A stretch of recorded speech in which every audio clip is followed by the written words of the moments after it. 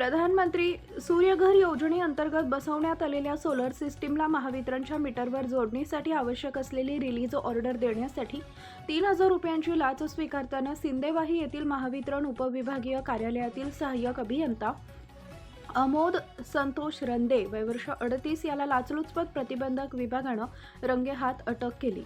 ही कारवाई 1 जुलै 2024 रोजी करण्यात आली असून महावितरण वर्तुळात एकच खळबळ उडाली आहे। मिळालेल्या माहितीनुसार तक्रारदार यांनी प्रधानमंत्री सूर्यघर योजनेअंतर्गत 2 ग्राहकांच्या घरी सोलर सिस्टीम बसवली होती।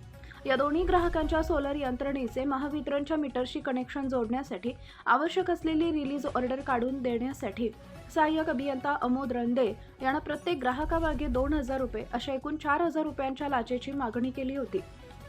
तक्रारदार यांना लाच देण्याची इच्छा नसल्यानं त्यांनी 1 जुलै 2026 रोजी लाचलुचपत प्रतिबंधक विभाग चंद्रपूर इथं तक्रार दाखल केली। तक्रारीची पडताळणी केल्यानंतर एसीबीच्या पथकानं सापळा रचला।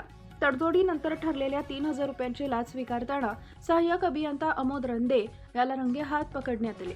या प्रकरणी संबंधित आरोपी विरोधात भ्रष्टाचार प्रतिबंध कायद्यानुसार गुन्हा दाखल करण्याची प्रक्रिया सुरू असून पुढील तपास लाचलुचपत प्रतिबंधक विभागाकडून करण्यात येत आहे।